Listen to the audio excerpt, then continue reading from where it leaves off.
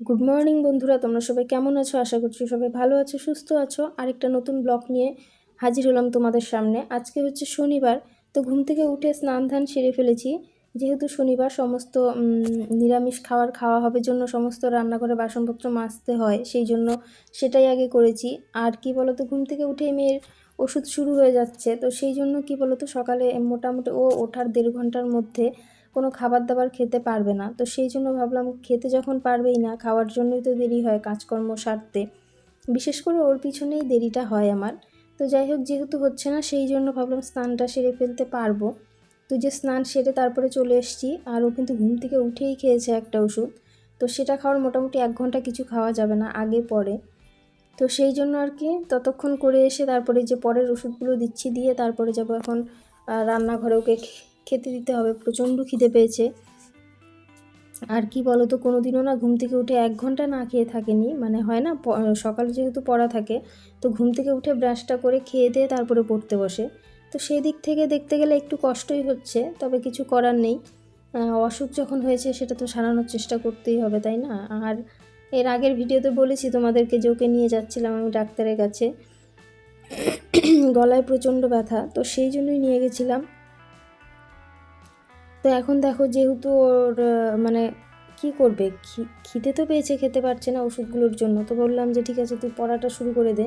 তো পড়ছিল, বিছানা টিছানা কিছুই তোলা হয়নি, তোমাদের দাদাভাই চলে গেছে। আর আমি এদিকে কিছু গুছিয়েও রাখিনি, তবে হ্যাঁ, বাইরটা পরিষ্কার করে গুটিয়ে রেখে এসেছি যাতে করে ওই দিকে আমার হাত না দিতে হয়। আর ঘুম থেকে উঠে দেখবে স্নানটা করে ফেললে মনে হয় কত কাজই কমে গেছে। মানে এটাই একটা বড় কাজ। এই যে সকাল সকাল করলাম, যদি না করি তাহলে আমার 3টে বেজে যায় স্নান করতে। মানে একটার পর একটা করতে করতে তখন না আর হয় না। তো সেই জন্যই আর কি। এদিকে দেখো, ইন্ডাকশানে জল বসিয়ে দিয়েছি। জল, ডাক্তার বলেছে সারাক্ষণই গরম জল খেতে, তো সেই জন্য জল ওর জন্য স্টকে রাখতেই হয়।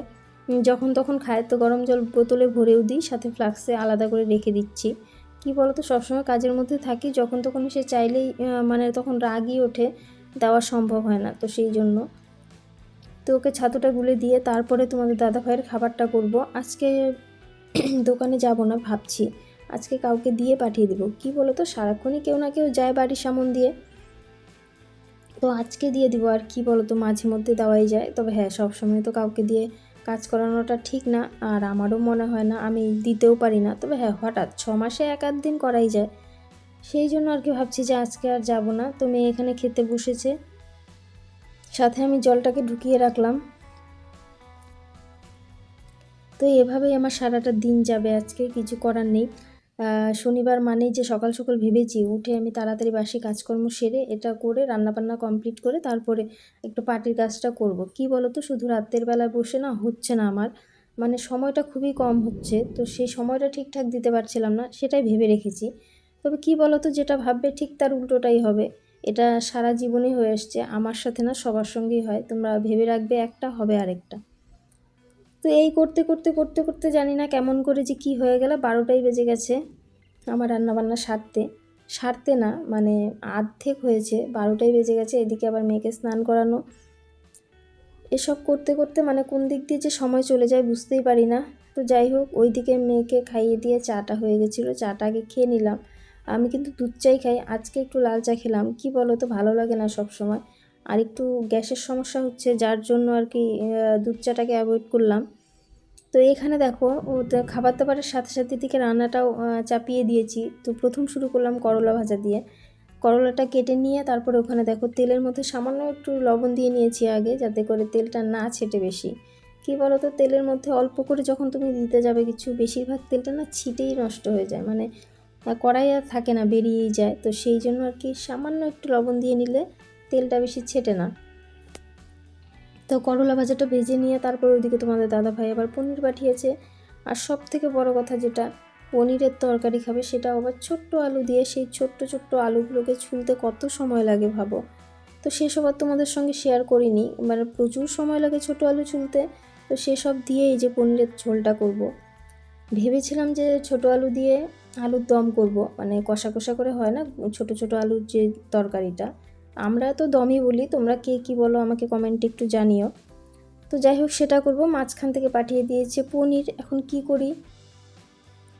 তো তারপরে ভাবলাম ঠিক আছে, পনির যখন পাঠিয়েছে ডাল আর করবো না, পনিরের ঝোলটাই করবো, তবে একটু পাতলা করে করব। প্রত্যেক শনিবার করে পনিরের তরকারি খেতে ভালো লাগে না, একঘেয়েমি, ভালোই লাগে না আমার। তো আজকে ভাবলাম একটু পাতলা করে করি, তাতে যদি একটু ভালো লাগে। তো তার মাঝখানে দেখো গ্যাস দিয়ে গেছিলো বাড়িতে, মানে হোম ডেলিভারি, তো বাড়িতে দিয়ে যায় ওই সময়। তো ভেবেছিলাম ভিডিওটা করি, তো তারপরে আবার যে নতুন এক নিয়ম বেরিয়েছে, ওটিপি চায়, তো সেই জন্য আর কি তখন আর হলো না, গ্যাসটাকে রেখে চলে গেছে। এই যে আমি সরিয়ে রেখে এলাম, আর এদিকে তো ওদের দুজনের তোড়জোড় খেলা চলছেই। তো দেখো মানে বকছি এখন, ওইদিকে তো তরকারি বসিয়ে এসেছি, ওটা প্রায় হয়েই যাচ্ছে। তো সেই জন্য বললাম যে তাড়াতাড়ি আয়, এখন ভাত খেতে দিয়ে দিব। তো ওর নাম গদাই, ও চলে যাবে, ওকে জোর করে আটকে রেখেছি, না গুছিয়ে রেখে তারপরে যেতে হবে। কিসের কি, ওরা কি আর গুছিয়ে রাখতে পারে? পারে বলতে পারবে, কিন্তু করবে না। তো আমি একটু জোর করে করছি আর কি, সেটা হচ্ছে একটু মজাও হয় আর একটু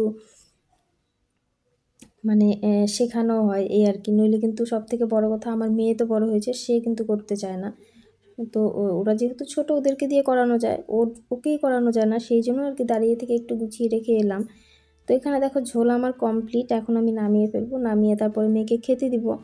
তো বন্ধুরা, ভিডিওটা কেমন লাগলো, ভালো লেগে থাকলে লাইক কমেন্ট শেয়ার করো, আর যারা চ্যানেলে নতুন আছো চ্যানেলটাকে সাবস্ক্রাইব করো। আর একটা সত্যি কথা আমি তোমাদেরকে বলি, যে তোমরা কেউ যদি আমার ভিডিওতে মানে সাবস্ক্রাইব করো, সেটাও আবার নিজেদের চ্যানেলে সাবস্ক্রাইব বাড়ানোর জন্য, তো বলে রাখছি এটা কোনো দিনই করো না। কেন কি, আমি এসব করতে করতে সময়ই পাই না তোমাদের ভিডিও দেখার। তার মাঝখানেও যখন অল্প স্বল্প দেখি, একদম যে দেখি না তা না, দেখি, তবে হ্যাঁ দেখার পরে আমার যদি তাকে ভালো লাগে তবেই তো আমি সাবস্ক্রাইব করব, তাই না? চট করে চ্যানেলে ঢুকে কেউ কখনোই সাবস্ক্রাইব করে না। তো সেক্ষেত্রে তোমরা যদি কেউ আমাকে ভালোবেসে করো তবেই সাবস্ক্রাইব করো। আর যদি মনে হয় যে না আমি ওকে করি, যেহেতু নতুন চ্যানেল, তাহলে ও আমাকে করবে, তাহলে বলে দিব যে করো না, প্রয়োজন নেই। এই ক্ষেত্রে আমার যে এক দিদিভাই আছে, সুদীপা দিদিভাই, তো তাকে আমি আবারও বলছি অনেক ধন্যবাদ তোমাকে। তোমার সব ভিডিওগুলো দেখা হয়ে ওঠে না আমার, তবে চেষ্টা করি যতটা সম্ভব দেখার। সবগুলোতে কমেন্টও করতে পারি না, হয়তো ছোট্ট করে একটা লাইক দিয়ে চলে গেলাম। তবে সে কিন্তু আমার ভিডিও দেখা ছাড়ে না। সে তো ভাবতেই পারতো না যে আমাকে অত ফলো করে না, তাহলে কেন আমি ওকে ফলো করবো, তাই না? তো সবাই তো একরকম হয় না, আমি সবার জন্য কথাটা বললাম না, তবে যারা যারা এটা ভাবো তাদেরকে বললাম। তো ঠিক আছে বন্ধুরা, ভিডিওটা আজকের মতো এখানেই শেষ করছি। খাবার দাবারের পর্ব চলছে। খাবারের আগে দেখো ওইখানে জল গরম টরম বসিয়ে দিয়ে এখানে শাশুড়ি মা মেয়েকে খেতে দিয়ে দিয়েছি। তারপরে আমি একটু যাবো আবার শনি মন্দিরে, তো সেই জন্যই তাড়াহুড়োটা করছিলাম। অনেক দিন থেকে ইচ্ছে করছে, কিন্তু সময়ের জন্য যেতে পারছি না।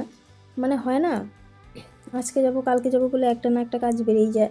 তো সেই জন্য আজকে যেহেতু একটু আগে হয়েছে, আগে বলতে তবুও দেখো এখন 2:15 বাজে, মানে 2:30-এর কাছাকাছি বাজে। যাই হোক, এখন গেলে আর কি প্রসাদটা পাবো, পুজোটা তো হয়েই গেছে। আর যেহেতু একদম ঘরের সামনে, বাড়ির থেকে সবটাই শোনা যায়। তো ঠিক আছে বন্ধুরা, টাটা।